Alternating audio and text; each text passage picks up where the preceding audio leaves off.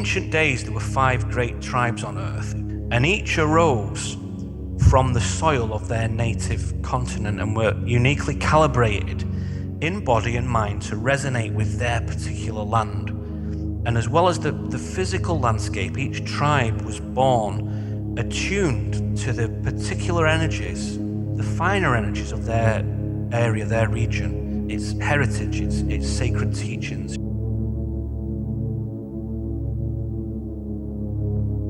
There is always a very special correspondence with each tribe that keeps them enmeshed and resonating with their homeland, their heritage. And they were in their true power when they were in harmonious concert with their indigenous atmosphere, physically and spiritually, metaphysically.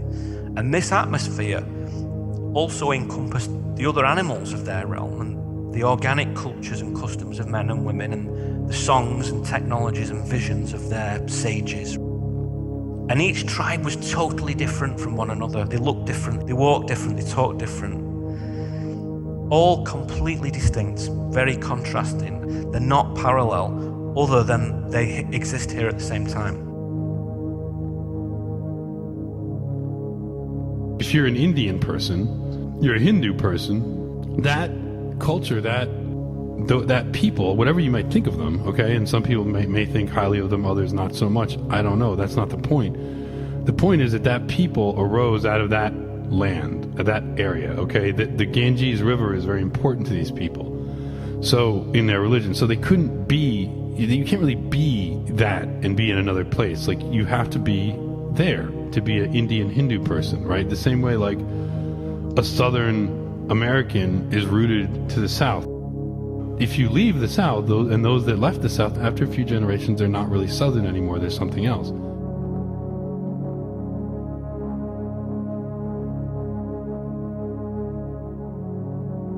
Our being is something that is not reducible to a series of objects or ideas that surround us at any given time.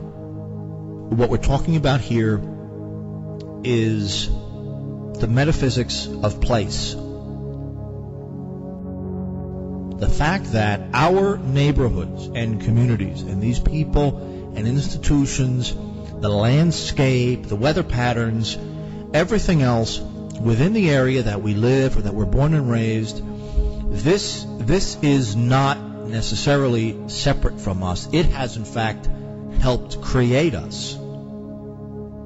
We can impact it somewhat, but it has helped create us. It is not this thing that is just an object in the distance. Something mysterious in this essay. He wants to say that there are 4 elements to the concept of dwelling. Number 1, the earth. This is stability. This is the land. This is agriculture. This is place. Deserts create different personalities than beach environments. The plains of Nebraska create different personalities than in the mountains of southern Pennsylvania. The earth is that stable element. It's that stable sense of topography and the institutions that have grown up relative to that topography. The second is the sky or air.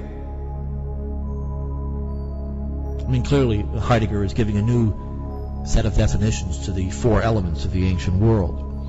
Sky or air, heavens, freedom, purpose, unfolding.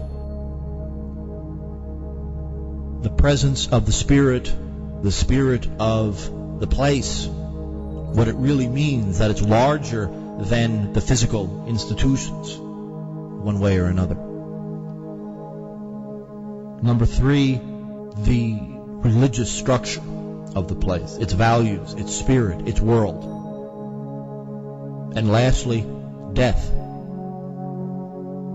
And specifically, the commemoration of those who have died. The fact that just because someone dies doesn't mean that their influence still isn't present.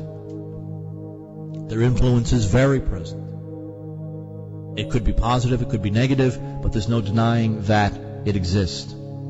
So, these 4 things in a specific arrangement, growing up organically throughout time, this creates dwelling, this creates community.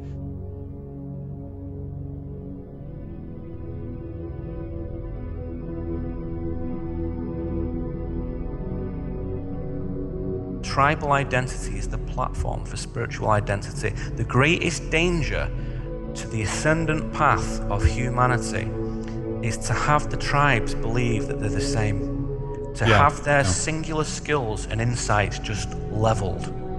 So I would say that today, for the present times, this is a tribal planet, and we have to acknowledge that as the basis for our excellence, and to think otherwise, to forget our glories and our roots and our path, is to contribute to the imperial strategy, which is to get one race of grey men.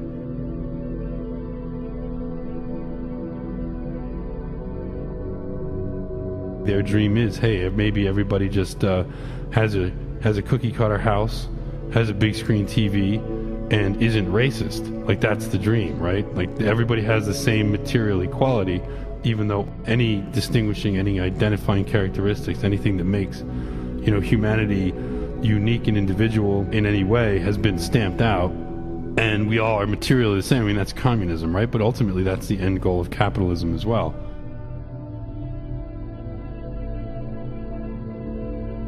Locations permit spaces in that the creation of a community has to take into account local conditions. These local conditions manipulate our experience of space and help create a specific culture that in turn helps create us. Heidegger wants to say that there is space, location, and structure. All of this has to do with the creation of personality. And in fact, space is not something that exists. Space is something that is created given the arrangement of buildings of human activity, human reason, in any community. Space is something that can be created. It's not something that's accepted as such.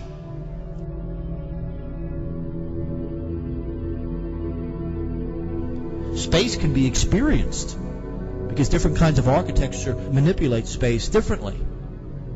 But the architecture has to be very close to the tradition, topography, the world, the universe of a specific community. And the specific community is the only way that philosophy can ever really work. We're talking about being in its true sense.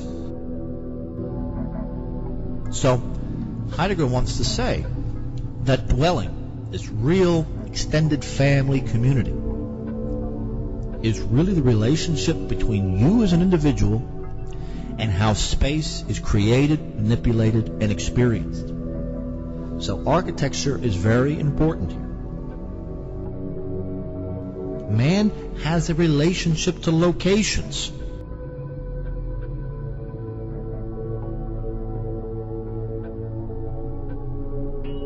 The point of it is that when I'm on the Northumberland coast, I am exactly where I should be in the world and where I belong in the world. And I feel it. I feel that I belong there doing what I'm doing, even if it is just fishing.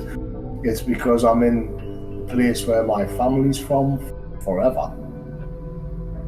And there is that sense of being, just being where I should be.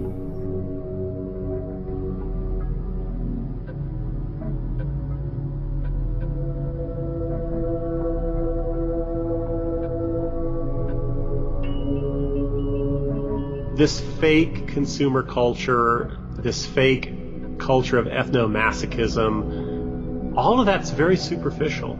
It's very superficial, it's very shallow, and there are deep levels of cultural identity and cultural continuity that stretch far back into the past. It's just that we're unaware of it. We don't appreciate it. And so one of the concepts I keep coming back to again and again is just authenticity. Authenticity in the Heideggerian sense. For Heidegger, to be authentic is not like Sartre to be authentic. For Sartre, authenticity is accepting that you're completely free and refusing to allow other people's decisions to make decisions for you. Something like that, right? And for Heidegger, authenticity is recognizing that you're not free, that your identity is largely handed to you from a shared past. And owning up to the fact that your identity is handed to you from a shared past, that you're not an autonomous and self-defining being, and that the realm of your autonomy really boils down to whether or not you own up to your unfreedom. Own up to the fact that you're part of a larger community with a past, and that a lot of what constitutes meaning in your life is connected with a heritage that's given to you and a heritage that you can pass on. Once you own up to that, then nationalism is just natural. It just follows from it quite naturally. So I think that getting people to be shocked out of this sleepwalking, inauthentic culture is really the way forward. It's very, very important.